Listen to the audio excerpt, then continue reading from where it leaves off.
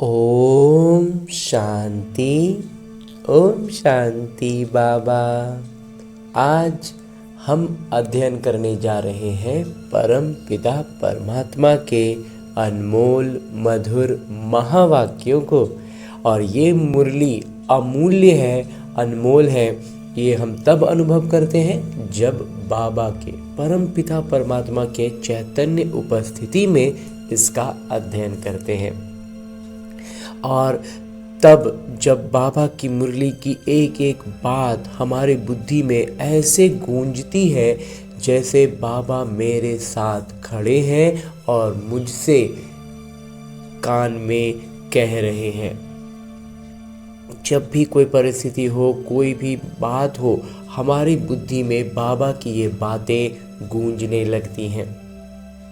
तो इतना श्रेष्ठ जब अनुभव होता है तो हमारे विकर्म विनाश होते हैं, क्योंकि हमारी प्रतिक्रियाएं बाबा की सारे गुणों से की स्मृति के साथ होता है और शक्तियों की जागृति के साथ होता है। तो विकर्म वहीं के वहीं भस्म होते हैं, विनाश होते हैं। तो ऐसा श्रेष्ठ अनुभव पाते हुए हम अपनी अवस्था में लगातार ऊपर उठ सकते हैं, ऊपर आते चले जाते हैं। और इसके लिए करना क्या होता है? बस छोटा सा एक काम है कि हमें अपने दिनचर्या में एक समय, एक स्थान निर्धारित करना है। उस स्थान पर उस समय बड़े फुर्सत से, बड़े इत्मीनान से बैठना है और ये काम प्रतिदिन करना है। कोई भी दिन न छूटे, हर दिन फुर्सत से बैठना है। एक विशेष स्थान अगर रखें, जैसे भक्ति मार्ग में हम पूजा के लिए, और समय भी इस ब्रह्मा कुमार का थोड़ा सा स्पष्टीकरण है कि समय का मतलब ये नहीं कि 7 बजे। इस ब्रह्मा कुमार का ऐसा मंथन है कि 7 बजे 8 बजे ये टाइम नहीं, बल्कि हमारे दिनचर्या में जैसे हम भक्ति में स्नान के बाद सबसे पहले पूजा करने के लिए पूजा का कमरे में जाते थे, जिनका घर में जैसा सुविधा हो उस स्थान पर चले जाना है और स्नान के बाद जाना है। अगर स्नान में आज 7:30 बज गए तो इसका मतलब ये नहीं कि समय चेंज हो गया, नहीं, स्नान के तुरंत बाद का समय इस ब्रह्मा कुमार को मंथन में लगता है सबसे उचित है। तो वैसे ही स्थान भी पूजा के लिए जो अगर स्थान बनाकर रखे हो तो उसी स्थान पर बैठना है, थोड़ा पवित्र हो, साफ सुथरा हो। तो उस स्थान पर बैठकर अब अपने हाथों में मुरली लेनी है और एक एक शब्द का बड़ी गहराई से अध्ययन करना है। और जब हम इसकी गहराइयों में धीरे धीरे उतरते जाएंगे ना, तो हम बाबा के चैतन्य उपस्थिति का अनुभव पाएंगे। और ये इस ब्रह्मा कुमार का ये अनुभव रहा है और आभास रहा है। इसीलिए हम मुरली का अध्ययन बड़े फुर्सत से, इत्मीनान से बैठकर स्वयं से कम एक बार ज़रूर करना है। फिर हम YouTube पर सुनते रहे, सेंटर पर जाएं, वो सब अच्छी अच्छी बातें हैं, लेकिन जब हम फुर्सत से, इत्मीनान से अकेले बैठकर खुद से जब अध्ययन करते हैं ना, तो बाबा और मैं आमने सामने बैठ बातें कर रहे हैं, ऐसा अनुभव करते हैं। तो इसके लिए और एक छोटा विधि जो हमें आत्माभिमानी स्थिति में आने के लिए करनी चाहिए, वो ये कि जब हम फुर्सत में आकर बैठ गए, मुरली हाथों में लेकर शुरू करने जा रहे हैं, तो पहले अपने इस देहभान से अलग होने का भी अभ्यास करें और अपने सूक्ष्म शरीर के साथ, यानी अपने उसी मन के को लेकर जो इस रावण की दुनिया में बहुत भटक रहा है, उसको लेकर के। क्यों भटक रहा है? क्योंकि वो इसका स्थान है ही नहीं, ये रावण की दुनिया है। तो रावण की दुनिया हमारे मन के लिए है ही नहीं, इसीलिए वो अपनी दुनिया ढूंढने के लिए इतना भटक रहा है। बिल्कुल वैसे ही जैसे एक मछली पानी के बाहर आ जाए तो बहुत छटपटाती है, इसीलिए हमारा मन इतना भटकता है। तो इसे इसके सही गंतव्य तक लेकर चलते हैं।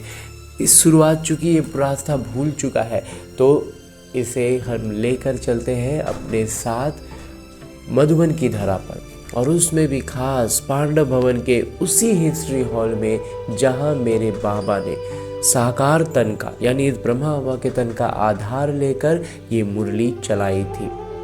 यूँ तो बाबा ने चलाई थी पहले, तभी आज हमें लिखित रूप में मिल रही है। लेकिन आज भी जब मैं आत्मा अपने आत्म अभिमानी स्थिति में स्थित होकर और स्थित होने के लिए, ये बहुत सरल अभ्यास है, इससे हम आत्माभिमानी स्थिति में स्थित होते हैं और तब बाबा की चैतन्य उपस्थिति का अनुभव पाते हैं। और उसकी अनुभूति का सबसे पहला पायदान ये होता है कि जैसे ही मैं आत्मा खुद को उस स्थान पर अनुभव करता हूँ, परमात्मा के सानिध्य में पहुँचता हूँ, तो मुझ आत्मा के सारे आत्मिक गुण, पवित्रता, शांति, प्रेम और सुख की भरपूरता का एहसास होता है। बाबा सम्मुख बैठे हैं, दृष्टि से मुझ आत्मा में ज्ञान, प्रकाश और शक्तियों का प्रवाह कर रहे हैं, ऐसा भी अनुभव पाते हैं, जिससे चारों ओर आनंद का एक आवरण बन जाता है। और उस आवरण में मैं और मेरे बाबा बड़े फुर्सत से बैठ बातें करते हैं। तभी तो मेरे बाबा अपने दिल की बातें इसी मुरली में निहित करके मुझसे कहते हैं, मीठे बच्चे, ये सारी दुनिया रोगियों की बड़ी अस्पताल है। बाबा आए हैं सारी दुनिया को निरोगी बनाने। सारी आत्माएं जो है ना, वो अभी विकारों के रोग में ऐसी ग्रसित हुई हैं कि उसका प्रत्यक्ष स्वरूप है कि शरीर में बीमारियां नजर आती हैं। तो बस बाबा उस आत्मा को उन विकारी रोग से मुक्त कर देंगे तो शरीर तो स्वतः ही, वो तो उसको तो होना ही परछाई की तरह है। शरीर बस क्या है, उसका मैनिफेस्टेशन है, उसका प्रत्यक्ष रूप है, भौतिक रूप है आत्मा की स्थिति का। तो शरीर में बीमारी है, मतलब आत्मा की स्थिति अच्छी नहीं है और उसको ऊपर उठा रहे हैं तो पुरुषार्थी हैं। जब पूरा ऊपर उठ जाएंगे तो ये शरीर आप ही छूट जाएगा। आगे प्रश्न रूप में मेरे बाबा कहते हैं, कौन सी स्मृति रहे तो कभी भी मुरझाइश व दुख की लहर नहीं आ सकती? उत्तर बतलाते हैं मेरे बाबा, अभी हम इस पुरानी दुनिया, पुराने शरीर को छोड़ घर में जाएंगे। अब घर जाना है, फिर नई दुनिया में पुनर्जन्म लेंगे। हम अभी राजयोग सीख रहे हैं, राजाई में जाने के लिए, एकदम राजा बनने के लिए। तो बाबा हम बच्चों के लिए रूहानी राज स्थान स्थापन कर रहे हैं। यही स्मृति रहे तो दुख की लहर नहीं आ सकती। ये भान रहेगा ना, एकदम निरंतर बुद्धि में ये बात चलती रहेगी कि अब बस घर चलना है, अब खत्म, ये सब से हमको कोई यहाँ से मतलब कोई सरोकारी नहीं है। बस अभ्यास के लिए ये लौकिक जीवन है और इस लौकिक जीवन का कोई दूसरा अर्थ मायने है ही नहीं। तो बस नशा चढ़ा रहेगा, अभ्यास करना है, वहाँ ऊपर पद लेना है, वहाँ ऐसा रहना है, वहाँ ये है, वहाँ वो है, बस वहीं का नशा चढ़ा रहे, बस फिर दुख यहाँ लगेगा ही नहीं है। तो बाबा कह मुसाफिर है ये, बस ट्रेन जैसी भी हो मंजिल पर पहुँच जाएंगे, काम खत्म हो गया। बाकी सफ़र भी मज़ेदार लगता है जब हमारी मंजिल का नशा चढ़ जाता है। गीत है, तुम ही हो माता पिता, तुम ही हो बंधु सखा, तुम ही हो। ओम शांति। गीत कोई तुम बच्चों के लिए नहीं है, नए नए को समझाने के लिए है। जी बाबा, ऐसे भी नहीं कि यहाँ सब समझदार ही हैं, नहीं, बेसमझ को समझदार बनाया जाता है। बच्चे समझते हैं हम कितने बेसमझ बन गए थे, अब बाबा हमको समझदार बनाते हैं। जैसे विद्यालय में पढ़कर बच्चे कितना समझदार बन जाते हैं, हर एक अपनी अपनी समझ से बैरिस्टर, इंजीनियर आदि बनते हैं। लौकिक रीति की पढ़ाई पढ़ के ही तो आखिर बनते हैं, तो वह पढ़ाई से तो हुए ना। तो ये तो आत्मा को समझदार बनाना है और यहाँ पर पढ़ाई हो रही है आत्मा की, कर्मों का ज्ञान दे रहे हैं बाबा, कर्म कर्म विकर्म। तो पढ़ती भी आत्मा है शरीर द्वारा, बस फर्क ये है कि आत्मा पढ़ती है शरीर के द्वारा। शरीर एक साधन है, जैसे लौकिक विद्यालय में कॉपी किताब पेन वगैरह का इस्तेमाल करके हम पढ़ पाते हैं, बिल्कुल ऐसे ही हम शरीर का इस्तेमाल करके पढ़ते हैं। परंतु बाहर में जो भी शिक्षा मिलती है वो है अल्पकाल के लिए। शरीर निर्वाह अर्थ, भल कोई कन्वर्ट भी करते हैं, हिंदुओं को क्रिश्चियन बना देते हैं, किस लिए?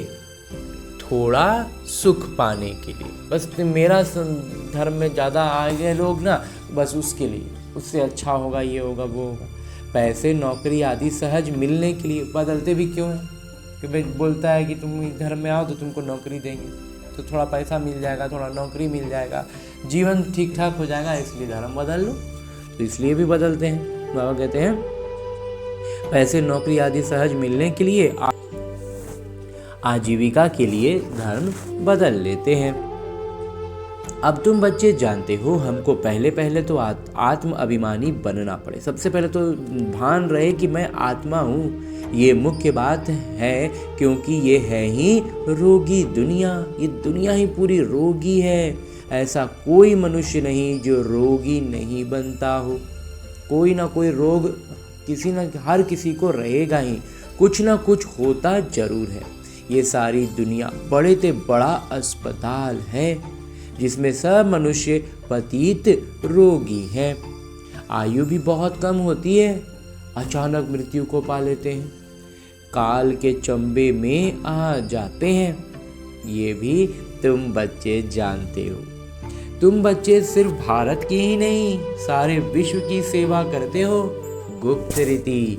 मूल बात है कि बाबा को कोई नहीं जानते। सबसे मूल बात ये होती है ना कि अपने पिता को कोई जानते ही नहीं है। मनुष्य होकर और पारलौकिक पिता को नहीं जानते, उनसे प्यार नहीं रखते। जब जानते ही नहीं तो उनसे प्यार कैसे करेंगे? तो अब बाबा कहते हैं मेरे साथ प्यार रखो। तो अब तो बाबा का परिचय जिन बच्चों को मिल गया उनको तो बाबा से खूब प्यार आना चाहिए ना। मेरे साथ प्यार रखते रखते तुमको मेरे साथ ही वापस चलना है। तो जब चलना बाबा के साथ ही है और वो बाबा है, पिता है, तो उनसे प्यार जो विकारों के कारण हम भूल गए थे, नहीं जान रहे थे, तो वो प्यार नहीं आ रहा था। अब जब जान गए, समझ गए, तो प्यार भी उमड़ना चाहिए ना। जब तक वापस चलो तब तक इस छीछी दुनिया में रहना पड़ता है। पहले पहले तो देह अभिमानी से देही अभिमानी बनो। सबसे पहले तो इस शरीर का भान छोड़कर आत्म अभिमानी बनो, तब तुम धारणा कर सकते हो और बाबा को याद कर सकते हो। तभी हम जब खुद को आत्मा समझेंगे ना, बाबा कहते हैं, तभी हम बाबा को भी सही रीति से, यथार्थ रीति याद कर सकेंगे। अगर देही अभिमानी नहीं बनते तो कोई काम की नहीं। बाबा कहते हैं अगर आत्म अभिमानी स्थिति में नहीं आ पा रहे, धारणा नहीं कर पा रहे, तो फिर कोई काम की नहीं। बाबा को याद में नहीं रह पाएंगे, बाबा की याद में नहीं रहेंगे, विकर्म विनाश नहीं होंगे, तो विकर्मों के उस चक्र में उलझे रहेंगे, मकरे के जाल में। देह अभिमानी तो सब है, शरीर के भान में तो सब है। तुम समझते भी हो कि हम आत्म अभिमानी नहीं बनते, बाबा को याद नहीं करते, तो हम वही हैं जो पहले थे। बस पूरे ज्ञान का, ब्राह्मण जीवन का बस एक ही बाबा कहते हैं बात है। कुल मिला के बस एक ही बात समझनी है कि हम अगर आज भी शरीर के भान में हैं, बाबा को याद नहीं करते हैं, तो फिर पहले में और अब में कोई फ़र्क नहीं है। हम तोता जैसा मुंह से खाली ज्ञान की बड़ी बड़ी बातें कर दें तो वो कोई काम का नहीं। तोता कैसे इंसानी भाषा बोल देता है, लेकिन वो इंसान थोड़ी बन गया, बस वही चीज़ है। तो हमें इस बात का पूरा बाबा कहते हैं ध्यान रखना है। हम वही हैं जो पहले थे। मूल बात है ही देही अभिमानी बनने की। सबसे मूल बात है कि हम आत्म अभिमानी बने, न कि रचना को जानने की। ये रचना कैसे हुआ, क्या हुआ, इस सब में बुद्धि बाबा कहते हैं नहीं जान ले जाओ, अपने आप को आत्म अभिमानी स्थिति में लाओ, बस यही मेन काम है। गायब ही जाता है रचता और रचना का ज्ञान। ऐसे नहीं कि पहले रचना फिर रचता का ज्ञान कहेंगे, नहीं, पहले रचता वही पिता हैं।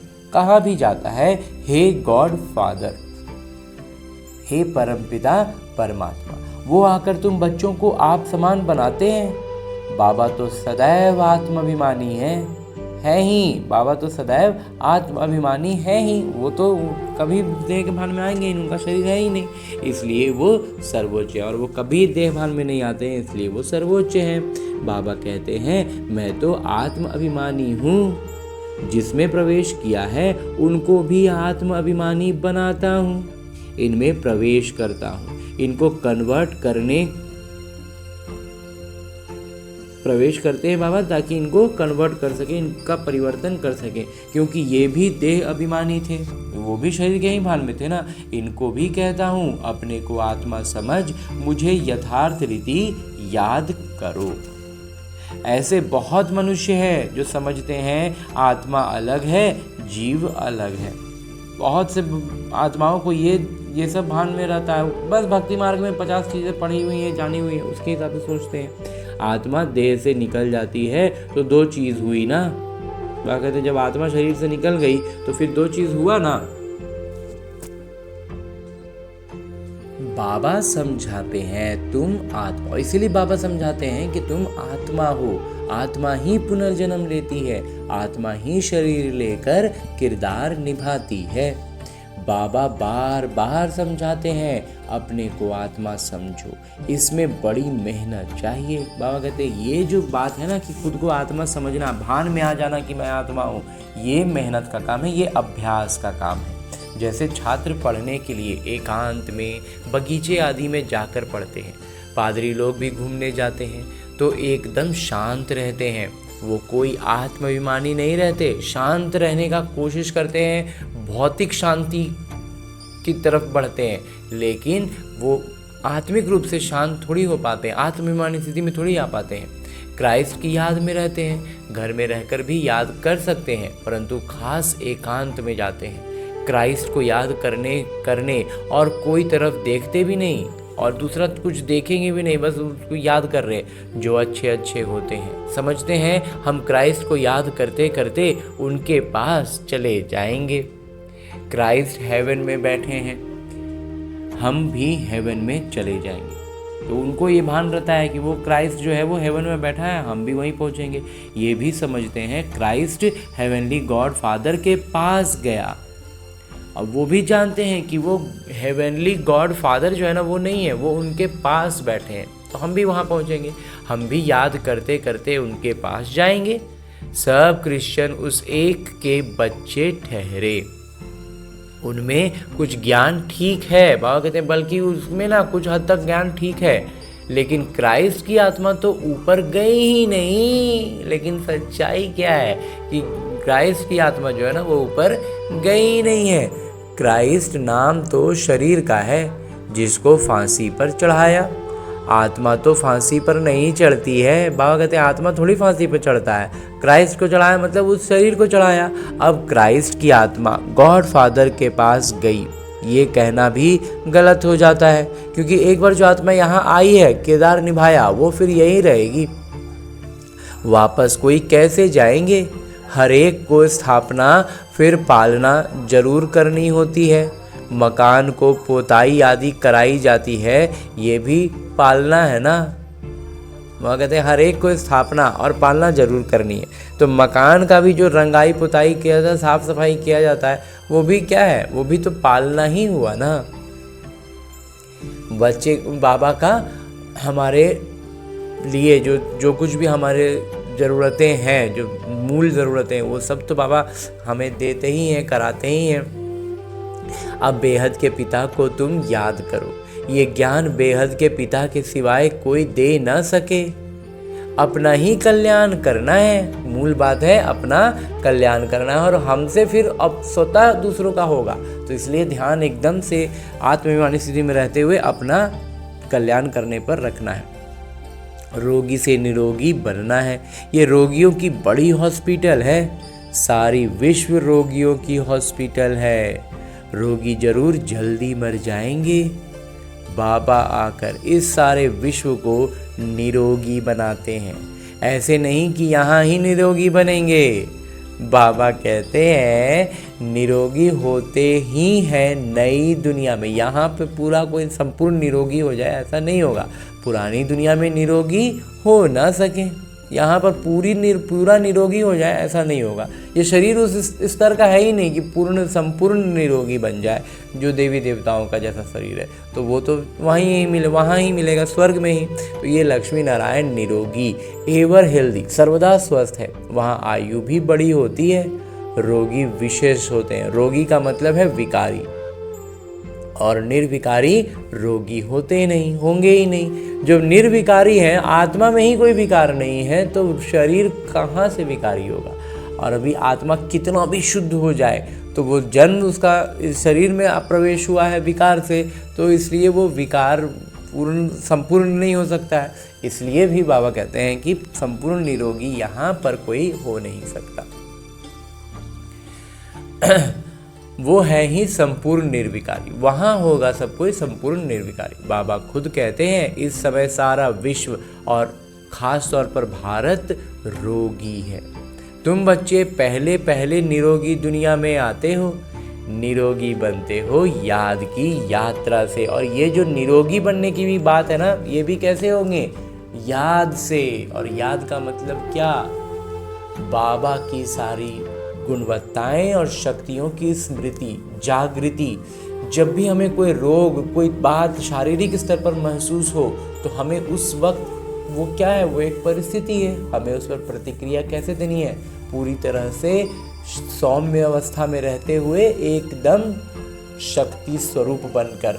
तो जब हम वैसी प्रतिक्रियाएं देंगे ना, तो वो रोग भी भस्म होगा, क्योंकि वो है तो विकर्म ना, रोग नहीं है, वो हमारा विकर्म है। तो इसलिए बाबा कहते हैं निरोगी बनना है और उस रोग से निकलना है। तो कैसे निकलना है? याद की यात्रा से। याद से तुम चले जाएंगे अपने मीठे, और उसी याद से फिर हम अपने मीठे घर पहुंच जाएंगे। ये भी एक यात्रा है, अपने घर जाना भी तो यात्रा ही है ना, आत्मा की यात्रा है। बाकी फर्क इतना है कि ये यात्रा आत्मा की है। बाबा परमात्मा के पास जाने की, अपने पिता के पास, अपने घर जाने की यात्रा है।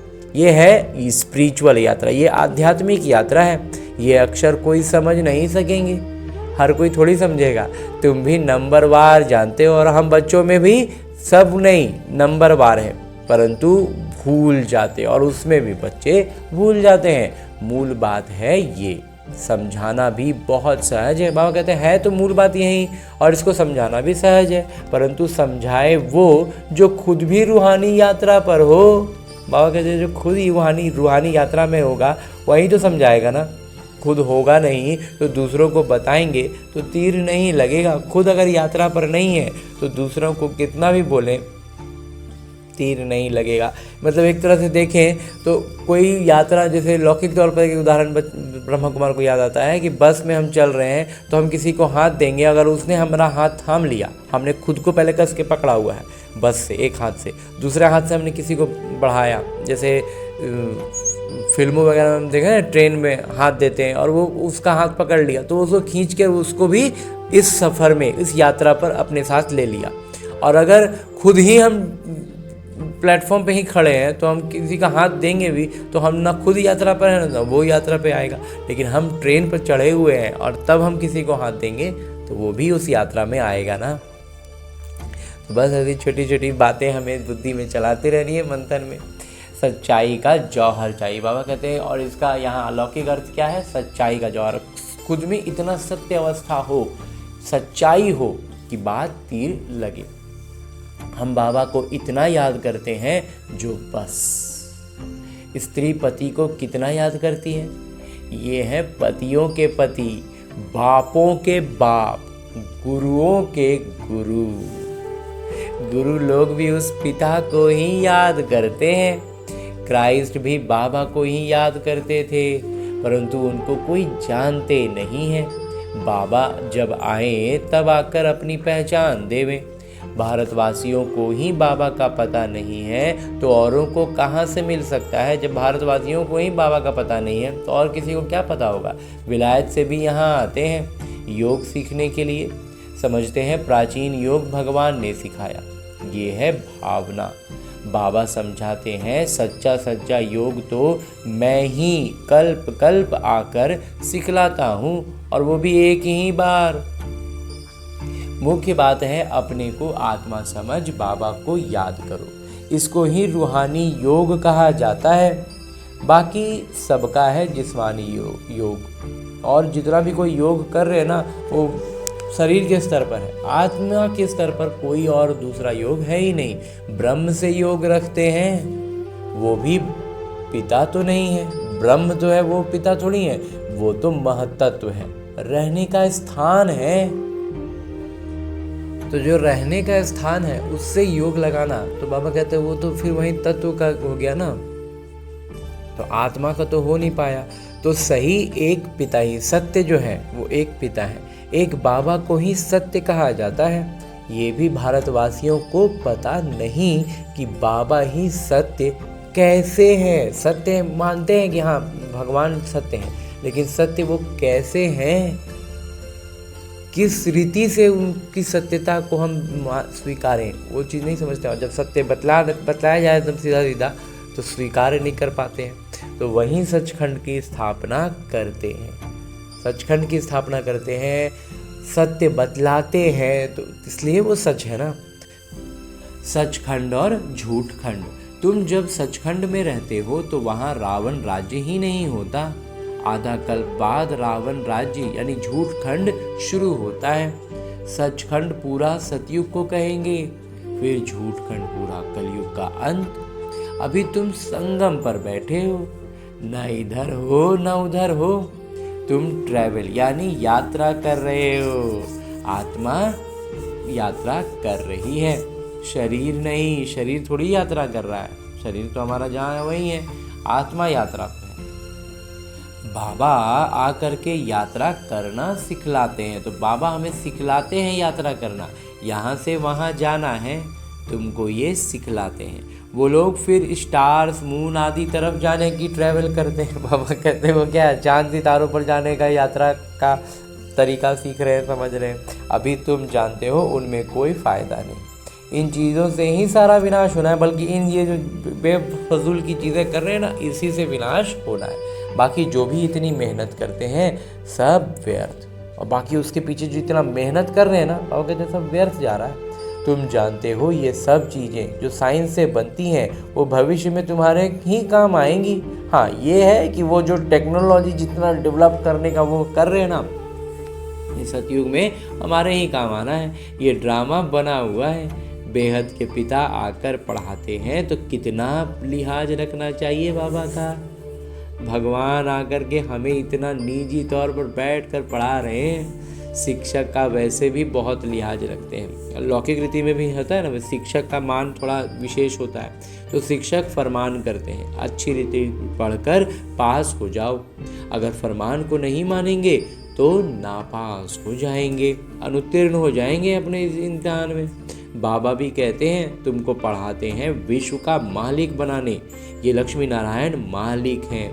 बल प्रजा भी मालिक है, परंतु दर्जे तो बहुत है ना, लेकिन पद तो ऊपर नीचे हो जाएगा ना। मालिक तो कहलाएंगे, वहाँ कहते हैं प्रजा भी, लेकिन पद का तो फर्क रहेगा।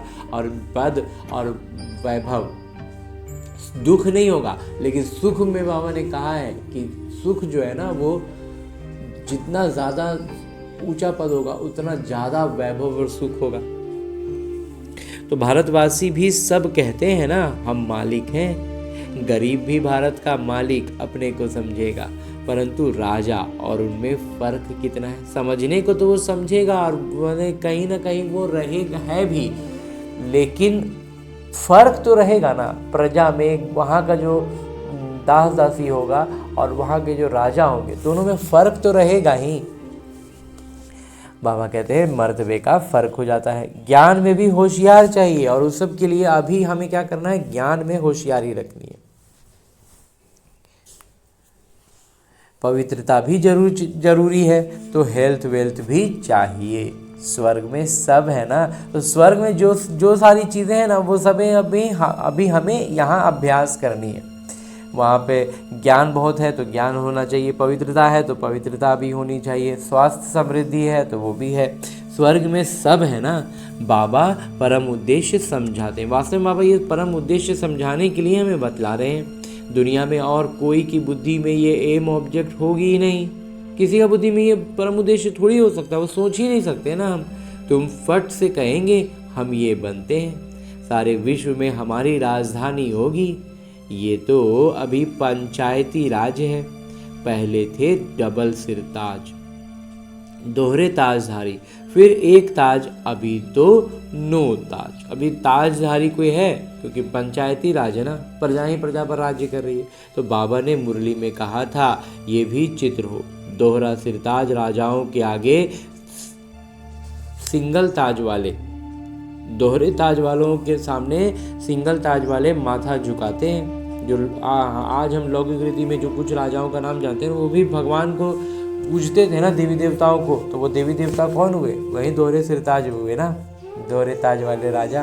तो अभी बाबा कहते हैं मैं तुमको राजाओं का राजा दोहरा सिरताज बनाता हूँ, और वो है अल्पकाल के लिए। और ये है बाबा जो बना रहे हैं, ये है 21 जन्मों की बात।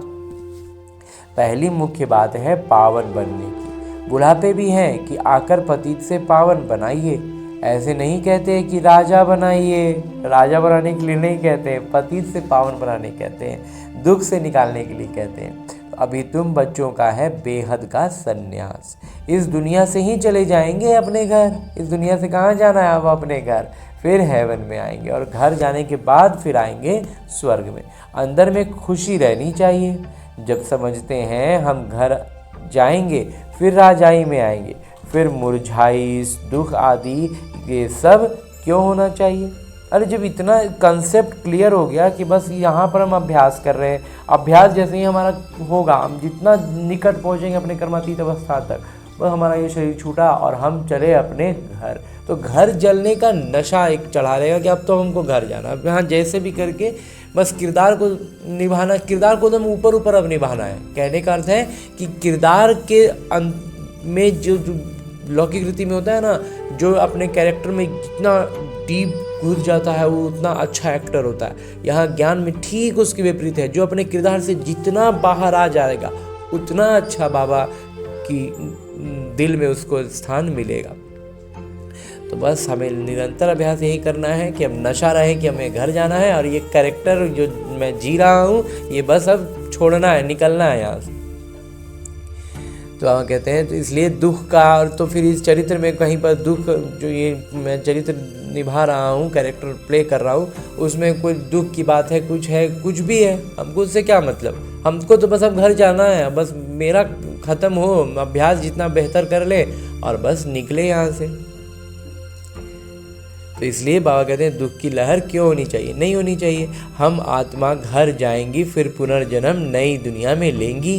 इस बात का भी बड़ा मज़ा आता है। बच्चों को स्थायी खुशी क्यों नहीं रहती है? जब हम इस नशे में आएंगे ना कि अब यहाँ से निकलेंगे ना, तो अब सीधे अब घर जाएंगे अब हम, और वहाँ से आएंगे अब नया दुनिया में। अब इस दुनिया में लाने का कोई अर्थ नहीं है। तो माया का अपोजिशन बहुत है, इसलिए खुशी कम हो जाती है। तो माया भी अपना काम थोड़ी छोड़ेगा, वो भी अपना पूरा जोर लगाता है, इसीलिए हमारी खुशी कम हो जाती है। पतित पावन खुद कहते हैं मुझे याद करो तो तुम्हारे जन्म जन्मांतर के पाप भस्म हो जाएंगे। तुम सुदर्शन चक्रधारी बनते हो, जानते हो हम अपने राज स्थान में चले जाएंगे। यहाँ भिन्न भिन्न प्रकार के राजाएं हुए हैं, अब फिर रूहानी राज स्थान बनना है, स्वर्ग के मालिक बन जाएंगे। क्रिश्चियन लोग हेवन का अर्थ नहीं समझते हैं। वो कहते हैं कि हेवन हेवन, लेकिन अर्थ नहीं समझते हैं हेवन का। वो मुक्ति धाम को हेवन कह देते हैं। ऐसे नहीं कि हेवनली गॉड फादर कोई हेवन में रहते हैं, वो तो रहते ही हैं शांति धाम में, वो स्वर्ग में थोड़ी रहते हैं परमपिता। अभी तुम पुरुषार्थ करते हो पैराडाइज में जाने के लिए, स्वर्ग में जाने के लिए हमारा सारा पुरुषार्थ है। बाकी परमात्मा को पहचान तो हम लिए ही हैं। तो जो भी पुरुषार्थ कर रहे हैं वो स्वर्ग का पद के लिए कर रहे हैं और सजाओं से बचने के लिए कर रहे हैं। बाबा ने कहा था ना अभी 2-4 दिन पहले मुरली में, एक बात का बस फिक्र रहे, चिंता रहे कि सजा का श्रेणी में हम ना चला जाए, हम सजाओं वाला कैटेगरी में हम ना आ जाएं। तो इस बात की सजगता रखनी है। तो बस वही एक काम हमारा है। बाकी जितना भी हम पुरुषार्थ कर रहे हैं वो सब सिर्फ स्वर्ग का पद के लिए। बाकी वर्तमान में तो बाबा भगवान ने हमारा हाथ थाम लिया है, तो हम तो खुशी में झूमते ही रहेंगे ना। तो बाबा ने कहा इसलिए कि अभी तुम पुरुषार्थ करते हो पैराडाइज में जाने के लिए, ये फ़र्क बताना है।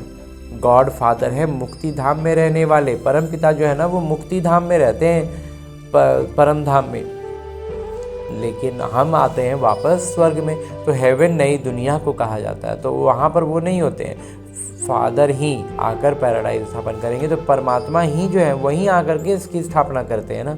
तुम जिसको शांति धाम कहते हो उनको वो लोग स्वर्ग समझते हैं। वो सब समझने की बातें हैं। बाबा कहते हैं ये सारी बातें ना समझने की हैं। बाबा कहते हैं ज्ञान तो बहुत सहज है, ये है पवित्र बनने का ज्ञान, मुक्ति जीवन मुक्ति में जाने का ज्ञान। तो जो बाबा ही दे, और ये ज्ञान सिर्फ मेरे बाबा ही दे सकते हैं। जब किसी को फांसी दी जाती है तो अंदर में यही रहता है, हम भगवान पास जाते हैं। फांसी देने वाले भी कहते हैं भगवान को याद करो। भगवान को जानते दोनों नहीं है। जिसको फांसी दी जा रही है उसको लगता है कि अब हम यहाँ से चले भगवान के पास। जो फांसी दे रहा होता है वो भी कहता है कि तुम भगवान को याद करो, भगवान के पास पहुँचेगा। अब मज़े की बात बाबा कहते हैं ये है कि दोनों भगवान को जान नहीं रहे हैं और दोनों भगवान के पास जाने की और भगवान को याद करने की बात करते हैं। उनको तो उस समय मित्र संबंधी आदि जाकर याद पड़ते हैं। वास्तव में होता क्या है, उनको याद आता है मित्र संबंधी। गायन भी है, अंतकाल जो स्त्री सिमरे, कोई ना कोई याद जरूर रहता है। ये भी अभ्यास है। ये इस ब्रह्मा कुमार का भी मंथन रहा है। जब भी याद के तो बहुत ज़्यादा अब हलचल नहीं होगा, लेकिन कोई ना कोई याद आते रह जाता है। एकदम से बाबा जो कहते हैं ना एक क्षण में, वो एक क्षण में नहीं होता है। थोड़ा देर धीरे धीरे जा करके कुछ मिनट लगता है पूरी तरह से सबसे निकलने में। मतलब लौकिक रीति से याद करते नहीं रहते हैं, अपने आप जो आना जिसको कहते हैं वो अपने आप वाला स्थिति रहता है। तो वो क्या है, वो हमारा ही चला हुआ गति है। जो हम तो रुक गए लेकिन वो चीज़ें अभी रुकती नहीं है, इसलिए उसमें समय लग जाता है। उसी का अभ्यास करने के लिए बाबा हमें कह रहे हैं। तो अब अगला अभ्यास और अगला कदम इस ब्रह्मा कुमार का अशरीरी का ही है और उसी के लिए अब पुरुषार्थ करते हैं। कुछ युक्तियाँ उसमें भी शायद निकल कर आएंगी। बाबा कहते हैं सतयुग में ही मोह जीत रहते हैं। वहाँ जानते हैं एक खाल छोड़ दूसरी ले लेंगे।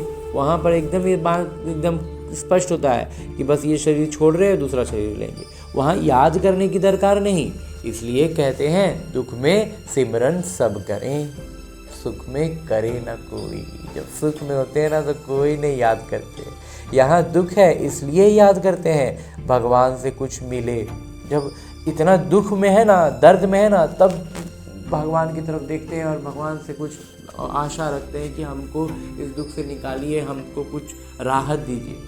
जब सुख में रहेंगे ना तो नहीं याद करते हैं। वहाँ तो सब कुछ मिला ही हुआ है। तुम कह सकते हो हमारा उद्देश्य है मनुष्य को आस्तिक बनाना, धनी बनाना है, धनी का बनाना।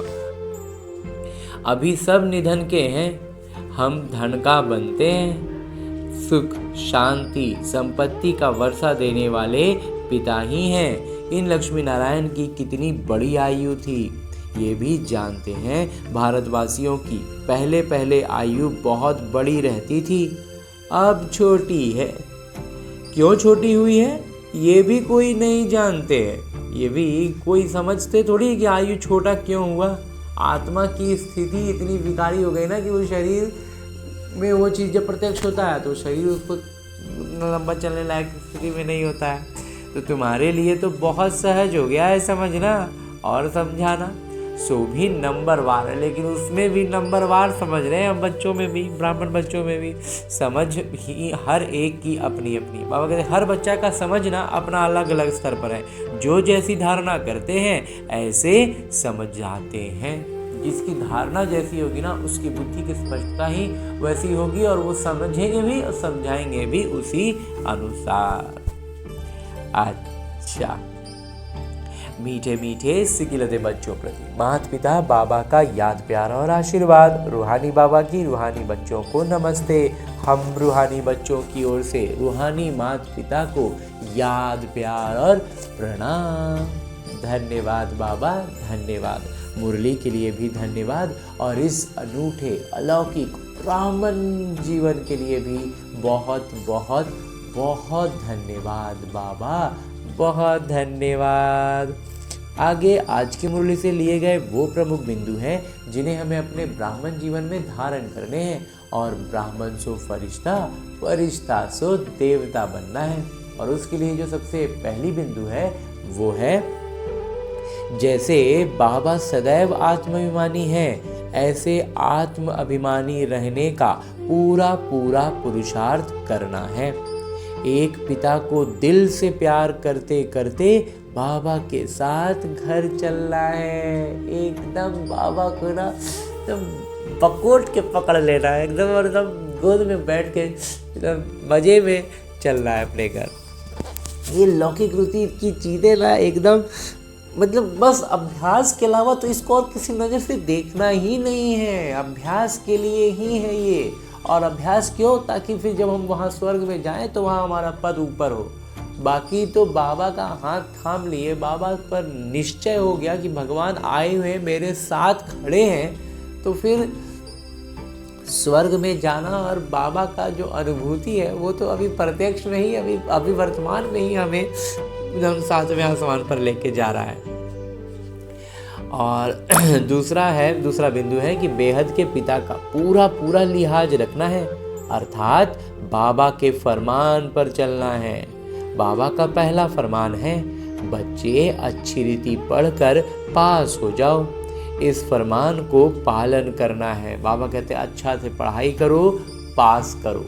यही बाबा का फरमान है। इसका हमें पूरा पूरा मान रखना है बाबा की इस बात का। और आगे मेरे बाबा वरदान दे रहे हैं। वरदान देते हुए मेरे बाबा कहते हैं, शक्तिशाली सेवा द्वारा निर्बल में बल भरने वाले सच्चे सेवाधारी भव। बाबा कहते हैं शक्तिशाली सेवा कब होगी? जब हम निर्बल में बल भरने वाले सेवाधारी होंगे। विस्तार से बाबा बतलाते हैं, सच्चे सेवाधारी की वास्तविक विशेषता है निर्बल में बल भरने के निमित्त बनना। भरेंगे तो बल बाबा ही, लेकिन हम उसके निमित्त बन पाए ना, तब हम होंगे सच्चे सेवाधारी। जब निर्बल में बल भर पाए। सेवा तो सभी करते हैं, लेकिन सफलता में जो अंतर दिखाई देता है उसका कारण है सेवा के साधनों में शक्ति की कमी। जो सेवा का ये आध्यात्मिक साधन बाबा कह रहे हैं उसमें शक्ति की कमी है, तो परिणाम में फर्क आएगा। जैसे तलवार में अगर जौहर नहीं तो वो तलवार काम नहीं करती। अगर तलवार में धार ही नहीं है तो फिर वो तलवार थोड़ी रहा, तो लोहा का एक रॉड की तरह काम कर होगा। तो ऐसे सेवा के साधनों में यदि याद की शक्ति का जौहर नहीं तो सफलता नहीं। इसलिए शक्तिशाली सेवाधारी बनो। शक्तिशाली भी बनना है, सेवाधारी भी बनना है। निर्बल में बल भरकर क्वालिटी वाली आत्माएं निकालो, तब कहेंगे सच्चे सेवाधारी। बाबा कहते हैं निर्बल में बल भर के ना क्वालिटी वाली आत्मा। इसको बाबा कुछ दिन पहले कहते थे मुरली में, इधर बहुत दिन से नहीं कह रहे बाबा।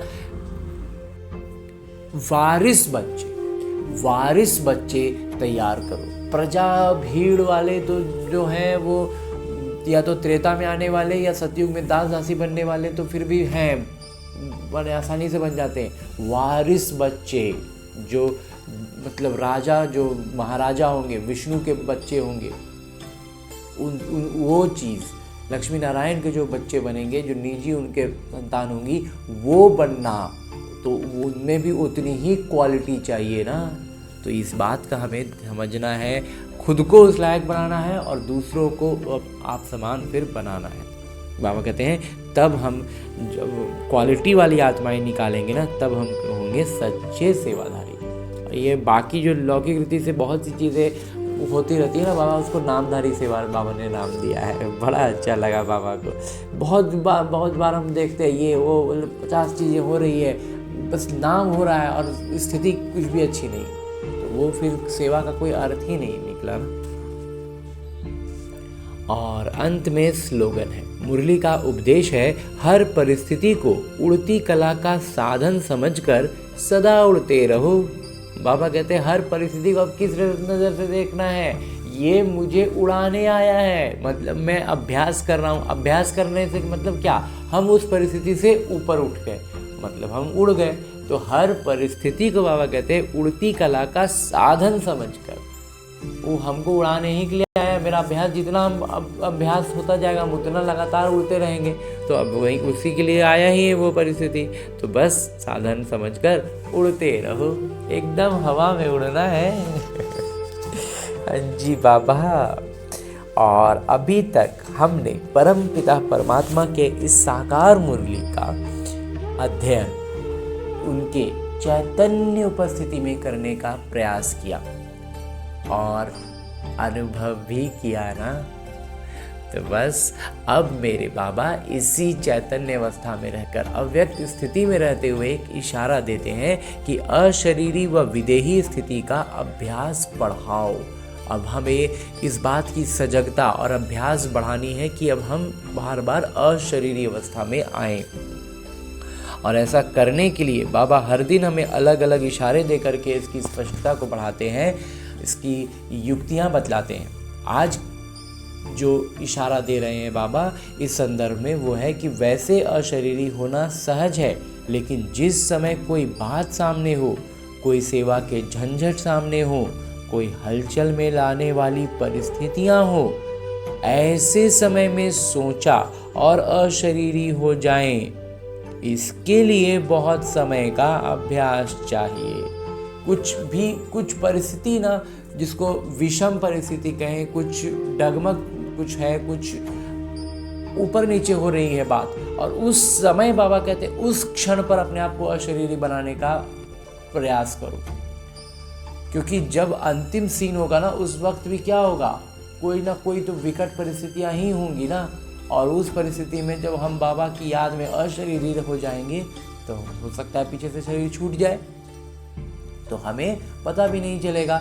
तो बस उसी का अभ्यास बाबा अभी हमें कर रहे हैं कि जानबूझ के ना, जब परिस्थितियाँ ऊपर नीचे नजर आए ना, उस वक्त खास तौर पर अशरीरीपन का अभ्यास करो। और उसके लिए बाबा कहते हैं बहुत समय का अभ्यास चाहिए। वो एक दिन आज सोच लिए, आज बोल दिए तो आज हो गया, ऐसा नहीं होता है। उसको बार बार हर परिस्थिति में ऐसा करके उसको हमें बदलना है। सोचना और करना साथ साथ चले, तब अंतिम पेपर में पास हो सकेंगे। बोला ना बाबा ने।